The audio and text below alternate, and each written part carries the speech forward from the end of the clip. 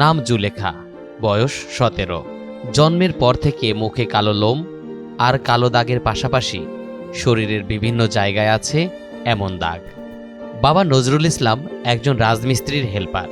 তার দ্বিতীয় কন্যা জুলেখা। সিরাজগঞ্জ জেলার বেলকুচি উপজেলার কামারপাড়া গ্রামের বাসিন্দা তারা।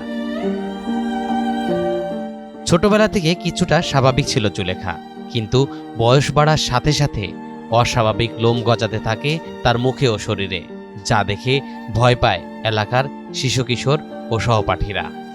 এর জন্য আমরা ভয় পাই, ওকে দেখে সবাই ওকে দেখে ভয় পায়। আমরা স্কুলে যাই কিন্তু ও স্কুলে যেতে পারে না। ছোট বাচ্চা কাচ্চারা দেখলি গেলে ওকে দেখলি ভয় পায়, সবাই দৌড়ায়, চিৎকুর দেয়।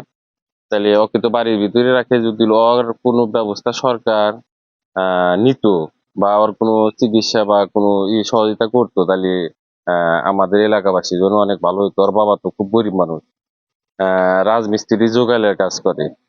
বাবা ও মা আফসোস করে বলেন, আমার মেয়েকে দেখলে অনেকেই ভয় পায়, তাই বাড়ি থেকে বের হয় না, কোনো আত্মীয়ের বাড়িতেও বেড়াতে যায় না।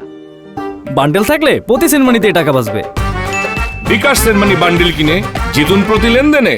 আসলে ছোট ছোট সালাম দিয়ে ভয় পায়, কেউ হারে এইটাই মনে লেবাদা করে হারে এই বন্ধ।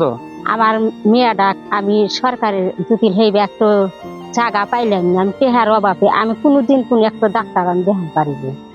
আমি যদি একটা হইবা ডাক্তার পাইলাম না, আমার মেয়েটা চিকিৎসা করলো না। আমার বাড়িওয়ালা রাজমিস্ত্রি কাম করে, তাহলে আমার মেয়েরা, আমার একটু ছেলে নাই যে আমার মেয়েটাকে দেখবো। আর এগরে আমার মেয়েটারও ভবিষ্যৎ আছে, আমার মেয়েটা কেডো দেখবো, কেডো করবো। চিকিৎসক জানালেন, শীঘ্রই চর্মরোগ বিশেষজ্ঞ দেখিয়ে নিতে হবে পদক্ষেপ।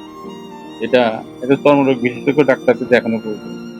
আমার মনে হয় চর্মরোগ বিশেষজ্ঞ ডাক্তারকে দেখাইলে ওনারা রোগটা ডায়াগনোসিস করতে পারবেন এবং সুস্থ চিকিৎসা ব্যবস্থা করতে পারবেন।